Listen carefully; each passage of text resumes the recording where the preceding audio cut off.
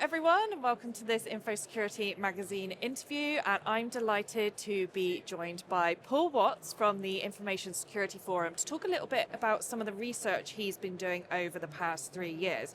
So a lot of this research focuses around security and business relationships. And I know you've got some research that you'll be launching in Q3 this year that talks a little bit about that C-suite relationship. Yeah. But maybe we could start from some of the stuff that you kicked off with 3 years ago and what you've learned from that research. Absolutely. So I've been a security leader for the best part of 2 decades. I was really lucky to be asked by the ISF to look at the challenges of security leadership at 40,000 feet. And we've delivered a number of papers since late 2021 tackling this. And it breaks down into a number of areas. So the first area is I looked into the relationship between security and business value outcomes. It's very easy for us to see the world through a risk register, but the reality of it is when you're trying to engage and work with a business that has conflicting and different priorities, we need to be thinking about how our tradecraft translates to what it is that they're trying to do. So we looked at that in a little bit more detail. It's quite interesting. The second one, we looked at the target operating model. So we've just come out of the pandemic, and organisations structurally have changed ever so slightly in that they've realised the value in being more agile, being more fragmented, a little bit more autonomy. So, the models of command and control, those structures are kind of fractured, and we work in a very different way now. But when we looked at cybersecurity teams, they're still very traditional in terms of office of the CISO and everything hanging off that. And a role that's emergent and becoming increasingly popular and is really delivering results is that of the Business Information Security Officer, which is an encouragement to shift the relationship of security and integrate it more tightly into the fabric of business. So we spent a little bit of time investigating that role and breaking it down. So the role of the BISO, Business Information Security Officer, large organizations, I'm kind of seeing this role coming up more and more, but for organizations that maybe haven't adopted that kind of role and switched to have a BISO on their cybersecurity team, what does the role of the BISO look like, and how does it support the CISO? Does it report directly into them? What's the best way to describe a BISO? No, it's a great question, and the answer is that the typical it depends. So you're right in that bigger organisations, in terms of how the model is structured, it's easier to understand how that interplay could work. In a smaller organisation, when you've got a much lower headcount, it's slightly more challenging. And what I would do is, you look back to historically how it works. So do you remember the world of security champions, right? Still a thing. And they are people who are in the business, reflecting kind of back in, have a bit of an interest in cybersecurity, but it's not their day job, if one can call it that. And those people help to evangelize the central messages that are coming from security, whatever they may be, but also they help act as a translation. When you're trying to give a message like security is really important, if it's coming from the ivory tower down into the business, that's a little bit adversarial. If it's somebody who's within the business saying, this is really important to us because, putting it in that context, it really works. So it is possible in smaller organizations to have a variation of what we would call a more defined formal BISO model, but using a more limited headcount and doing it more as a shared responsibility. So there are ways to do that, and the paper does explore that and explores different types of operating models. So all the way to the kind of Devo Max model, where you've got divisional structures and corporate umbrellas, right the way up to, let's just build a practice of these consultants, these partners that we farm out to projects and programs as we need to. There are different ways to skin the cat, but the qualities of the people who are doing that job and the reasons why it's so important are consistent. Take the tradecraft of security and deliver it through the lens of what the business is trying to achieve. That allows you to win the hearts and minds, but also allows you to deliver that central security strategy. But you're doing it with the business, you're not doing it to the business. So if someone's thinking about, okay, I'd like to explore this new operating model, whose responsibility is that to start changing that? Is that lying with the CISO, or is it from a broader business perspective to take a look at the cybersecurity team and try and understand how it can be made more efficient, better at its job, and implement something new like that? So you get to the nub of the issue. So thanks for that. But it basically comes down to whose responsibility is this? So the importance of balancing security with what the business is trying to do, is that a boardroom responsibility? Is that the CISO's responsibility? And I have to say, the work that we've done in the first half of this year, working in collaboration with Ipsos, doing independent research on the attitudes of the C-suite, I've actually been quite disappointed to see that actually we're hearing those noises that it's more important and they're more interested, but actually when you get under the covers and you decompose that and ask them about cost benefit and attentiveness, things don't seem to be moving on. So there's a fundamental problem at the epicenter of all of this, which is one party is looking at the other to start and make the opening salvo.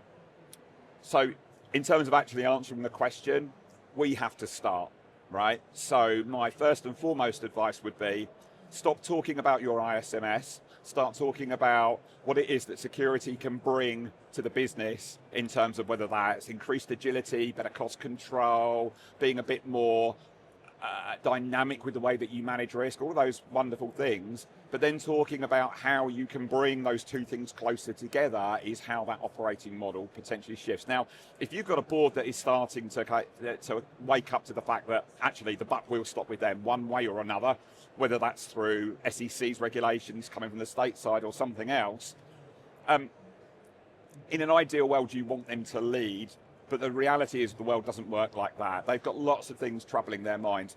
You've basically got to make it something that they want.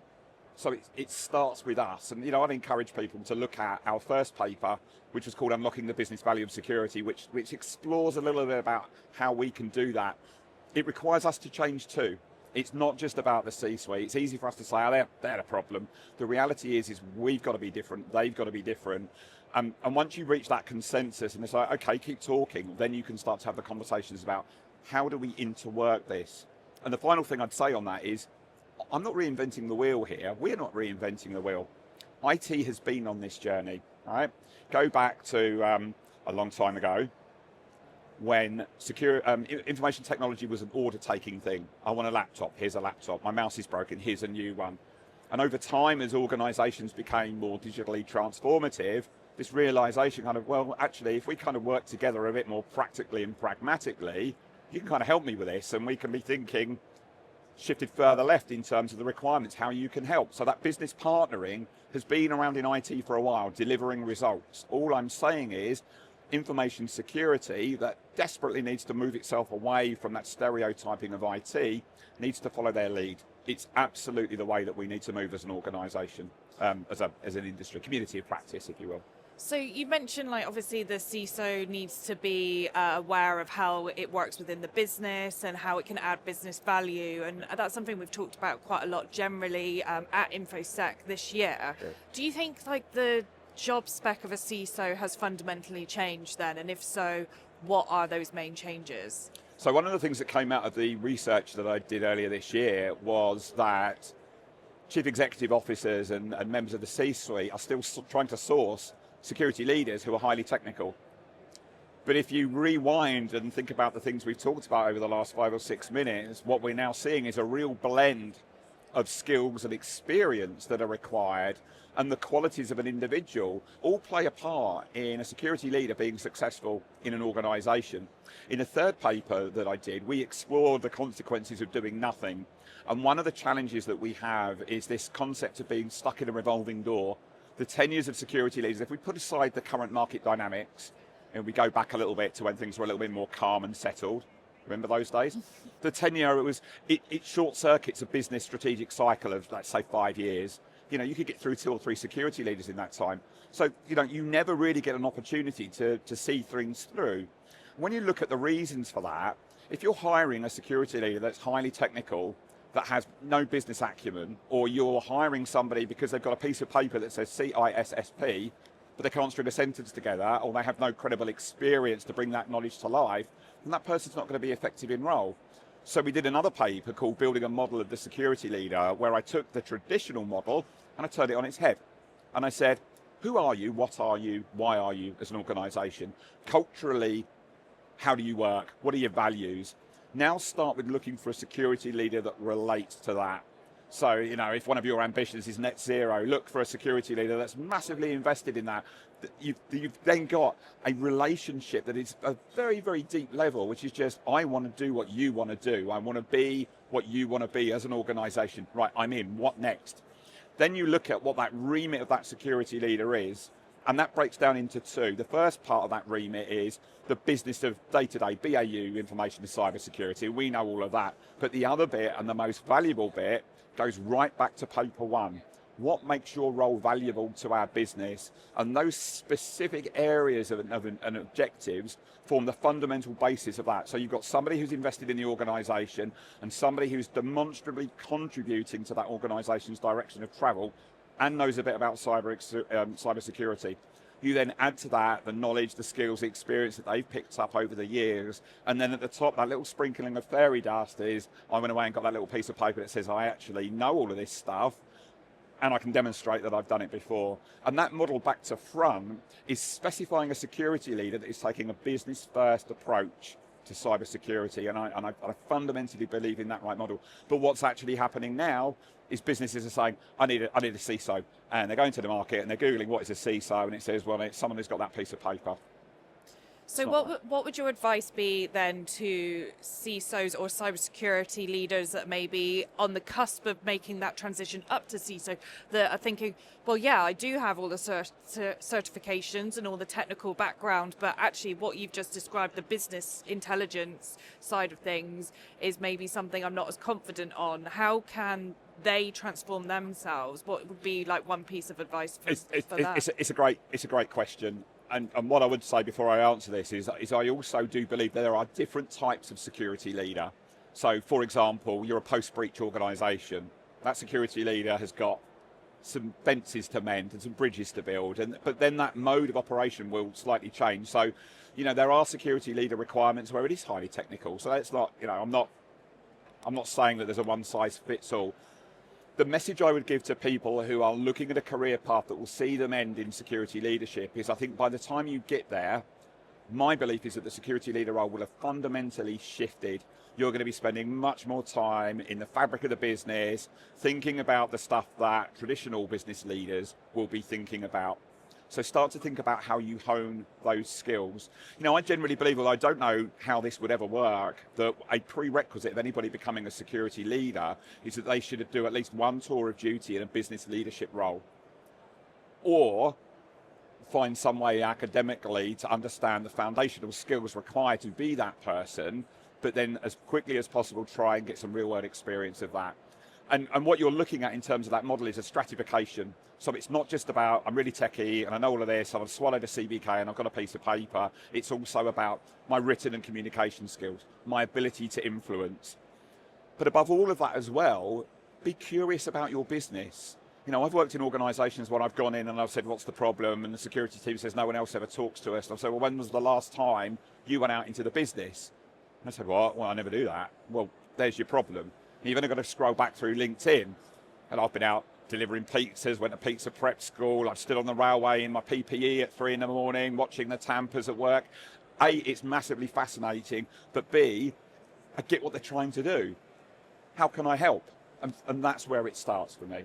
Yeah, that experience is really vital. And I think businesses also, if they identify people that are within their team that maybe are about to make that step up in their career, perhaps they should think about their own internal training programs and opportunities as well to kind of build that business acumen.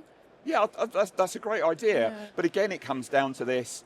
I think that typecasting may be hurting us. And again, this is a sweeping generalization, but if people in that technical track are becoming technical leaders, could it be that potentially the business doesn't recognise them as future business leaders? So are those opportunities to develop those broader business skills being shut off to them?